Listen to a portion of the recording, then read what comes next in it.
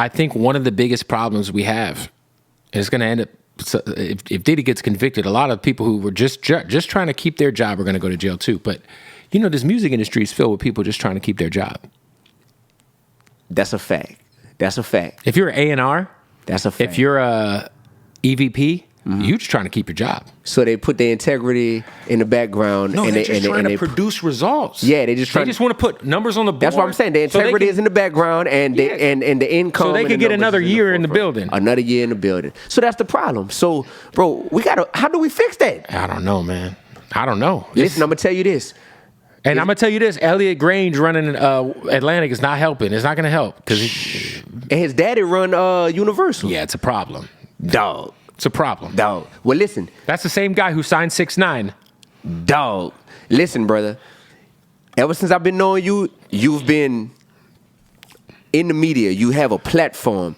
I would say and pray, you know what I'm saying, that like, man, God, like bless my brother Bootleg Kev to where all this knowledge that he has, that he knows that there has to be a level of integrity that comes along with managing this platform. Because people for clicks and likes will get up here and say and do. Well, that's what I'll say about my shit, bro, is I've never, anytime I've had an artist on that is controversial, for whatever, especially, I saw the Young Boy interviews. Yeah, shout out to Young Boy. But like, in terms of that, like like I've interviewed Sexy Red and we had fun and it was funny and it was, but in terms of like the street shit, the violent shit, like I try to make sure that whatever I do here is not adding on to any of that. Thank you.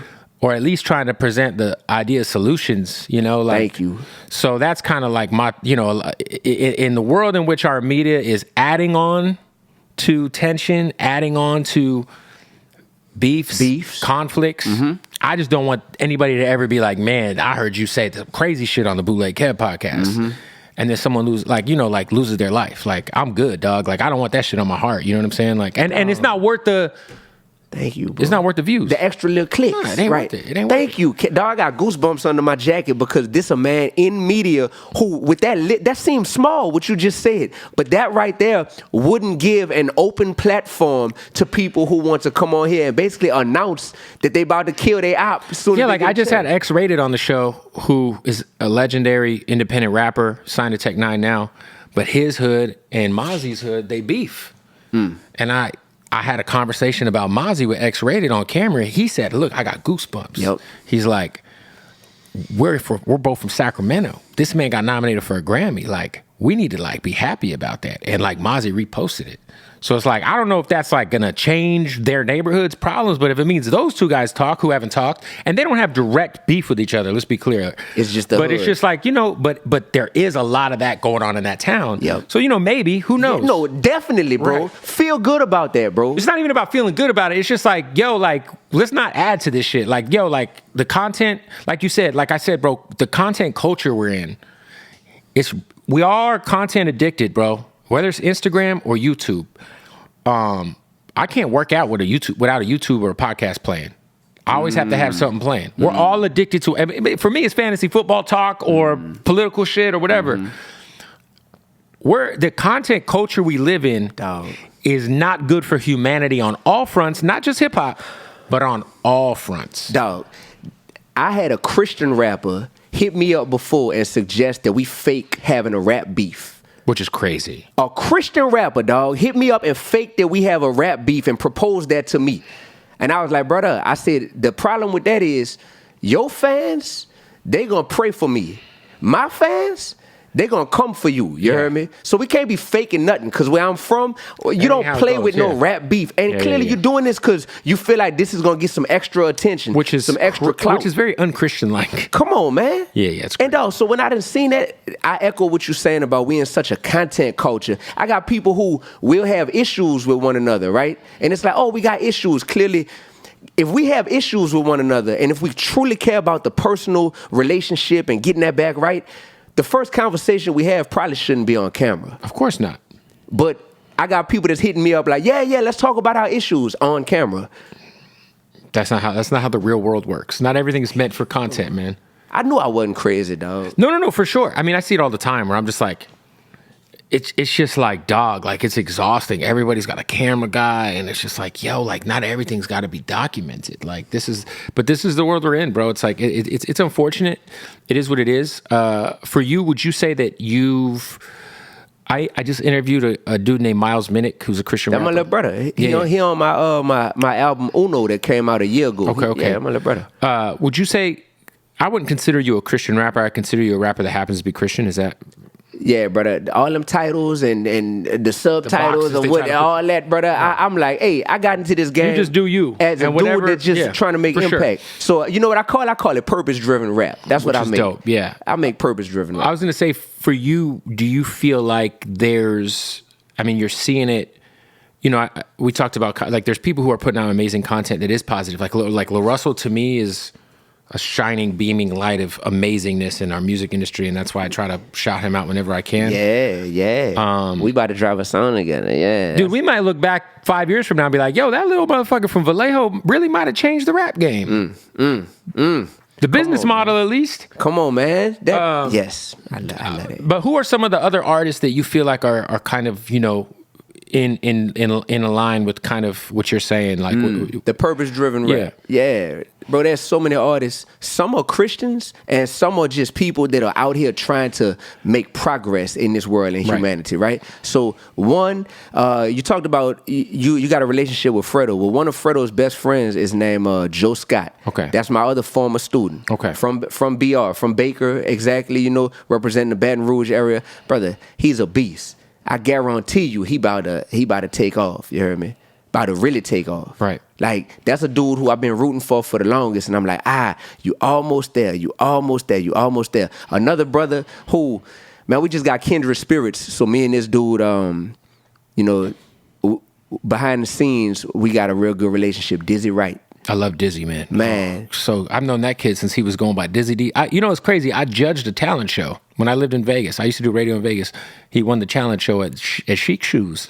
It was like 2010. For real? Yeah. And he was doing the talent show. He was going by Dizzy D Flashy. Really? Yeah, that's my brother for real. I love Dizzy, man. Really? Yeah. Okay, so Dizzy is a dude who I see him from afar, and I see him welcoming the evolution as he grows and matures. For sure. He putting out more music than ever as he's growing wiser than ever. You know what I'm saying? So I see that, and I'm like, that's what we need more of in this game. Yeah. You feel me? My dude Price too. Shout out to Price Tag, formerly Auto Push. Price is doing this thing, man. Price is pushing, he's pushing good shit, man. Shout out to Price. For real? Yeah, Price is dope. Yeah, he you remember Audio Push?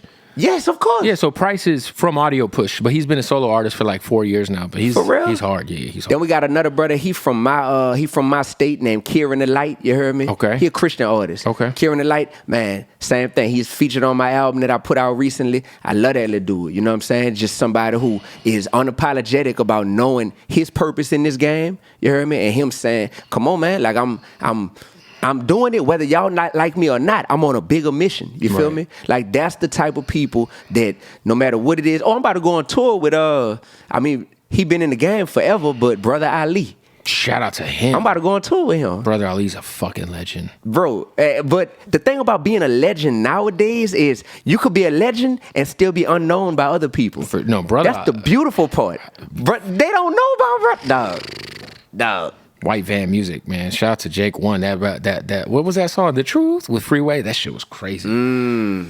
So shout out to Brother Ali, man. Yeah, that's dope. My brother Mac from New Orleans, who used to be with No Limit. Yeah, like I had his album Shell Shocked. You did? Yeah, we all did. Yeah, I had all the No Limit albums. My whole fucking CD rack in my room. I felt like it was all them colorful ass jewel cases. You was more of a No Limit or a Cash Money dude? 100% No Limit. Okay, not even close. Really? I had No Limit chain and everything. Really? Ghetto Dope was like the first Master PC I owned was the Ice Cream Man shit with the white cover. And then because No Limit was first. They were, yeah. Ghetto Dope was like, Ghetto D's like, dog. I know that pretty much that whole album by heart. Like that's one of my favorite albums ever. I kind of, because they had like their little conflict, I kind of shunned Cash Money low key, but it was just so good that you had to be like. Bro, that's how powerful rap is. 400 Degrees, but 400 Degrees was just so good that you were like... You couldn't deny it. I mean... But for people who try to tell me on these podcasts all around the country, it's just entertainment. rap music had a white dude growing up. In Phoenix. In Phoenix, saying, "Man, I ain't rocking with Cash Money just on the strength of how much I am rocking with No Limit." That's the power of For music. sure. I ain't never met none of them, but sitting there. Bro, I had the fucking I had the No Limit jersey. Come on. I saved so much money to buy that bitch. It was like $100. Yeah, I thought Silk the Shocker was like so hard as a kid, bro. Like Charge It to the Game and the 504 Boys, and of course Mystical, Unpredictable, and what was the album with I Smell Smoke? The second, Mystical was so tough. That Mystical album with I Smell Smoke, I think it was called Unpredictable, actually. Unpredictable. Fucking crazy. That was with the puzzle pieces. No, that was Unpredictable was the one after that. Okay. But nah, Mystical was crazy. Yeah, bro. Turned out he, probably not the best guy. But, I mean, these are our heroes. Hey, man. Hey, man. Shout out to Diddy.